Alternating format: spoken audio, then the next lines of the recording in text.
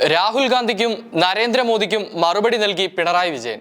കേരള സർക്കാരിനെതിരായ പ്രധാനമന്ത്രി നരേന്ദ്രമോദിയുടെയും രാഹുൽ ഗാന്ധിയുടെയും വിമർശനങ്ങൾക്ക് രൂക്ഷമായ ഭാഷയിൽ തന്നെ മറുപടി പറഞ്ഞിരിക്കുകയാണ് മുഖ്യമന്ത്രി പിണറായി വിജയൻ. കേരളത്തിനെതിരെ സംസാരിക്കുമ്പോൾ പ്രധാനമന്ത്രി നരേന്ദ്രമോദിക്കും കോൺഗ്രസ് നേതാവ് രാഹുൽ ഗാന്ധിക്കും ഒരേ സ്വരമാണെന്ന് അദ്ദേഹം വാർത്താ സമ്മേളനത്തിൽ ആരോപിച്ചു.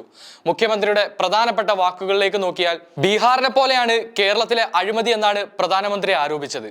ഒറ്റയടിക്ക് രണ്ട് സംസ്ഥാനങ്ങളെ അപമാനിക്കുകയാണ് ചെയ്തത്. നമ്മുടെ സംസ്ഥാനത്തിന്റെ കാര്യം കേരളത്തിന് മാത്രമല്ല, രാജ്യത്തിനാകെ അറിയാം. മറ്റു സംസ്ഥാനങ്ങളെ അപേക്ഷിച്ച് ഇന്ത്യയിൽ അഴിമതി ഏറ്റവും കുറഞ്ഞ സംസ്ഥാനം കേരളമാണ്.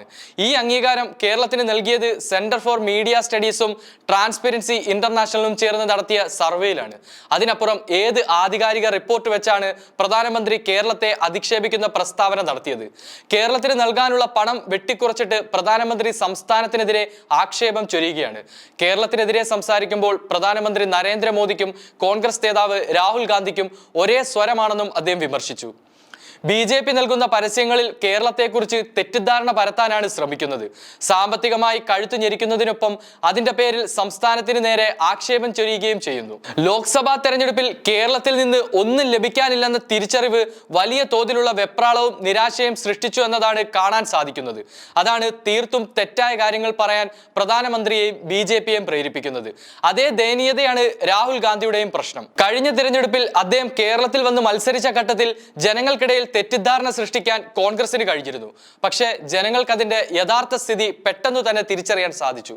അതുകൊണ്ടാണ് തുടർന്ന് നടന്ന ഒരു തിരഞ്ഞെടുപ്പിലും കോൺഗ്രസ് പച്ച പിടിക്കാതെ പോയത്. 5 വർഷത്തിന് ശേഷം അതേ വീഞ്ഞ് പുതിയ കുപ്പിയിലൊഴിച്ച് പരീക്ഷിക്കുകയാണ് കോൺഗ്രസ്. സ്വന്തം പാർട്ടിയുടെ നേതൃസ്ഥാനത്ത് നിന്ന് നിർണായക ഘട്ടത്തിൽ ഒളിച്ചോടിയ നേതാവെന്ന പേരുദോഷം മാറ്റി രാജ്യത്തെ നയിക്കാൻ പ്രാപ്തനാണെന്ന് വിശ്വസിക്കാൻ തക്ക നിലപാട് രാഹുലിൽ നിന്ന് ഉണ്ടായിട്ടില്ല എന്നാണ് ഉയരുന്ന വിമർശനം. പ്രധാന എതിരാളിയെന്ന് അദ്ദേഹം അവകാശപ്പെടുന്ന നരേന്ദ്രമോദിയെയും സംഘപരിവാറിനെയും നേരിട്ട് എതിർക്കാൻ ശ്രമിക്കുന്നു പോലുമില്ല. ഉത്തരേന്ത്യയിൽ നിന്ന് ഒളിച്ചോടിയാണ് വയനാട്ടിലെത്തി 2ാം തവണയും മത്സരിക്കുന്നത്.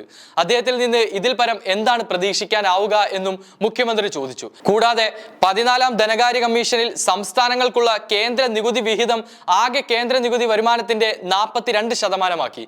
ഇത് BJP സർക്കാരിന് നേട്ടമായാണ് അവതരിപ്പിക്കുന്നത്. പക്ഷേ ഇപ്പോഴത്തെ നീതി ആയോഗ് സിഇഒയുടെ വെളിപ്പെടുത്തലിനെ പറ്റി റിപ്പോർട്ടേഴ്സ് കളക്റ്റീവ് പുറത്തുവിട്ട വാർത്ത നരേന്ദ്രമോദിയുടെ അവകാശവാദത്തെ പൊളിക്കുന്നതല്ലേ? 2014 പ്രധാനമന്ത്രിയായ ഉടനെ സംസ്ഥാനങ്ങൾക്കുള്ള നികുതി വിഹിതം വെട്ടിക്കുറയ്ക്കാൻ നരേന്ദ്രമോദി ധനകാര്യ കമ്മീഷനിൽ സമ്മർദ്ദം ചെലുത്തിയെന്നാണ് നീതി ആയോഗ് സിഇഒ തുറന്നു പറഞ്ഞത്. സംസ്ഥാനങ്ങൾക്കുള്ള നികുതി വിഹിതം 33% വെട്ടിക്കുറയ്ക്കാനാണ് മോദി ശ്രമിച്ചതെന്നും മുഖ്യമന്ത്രി പറഞ്ഞു.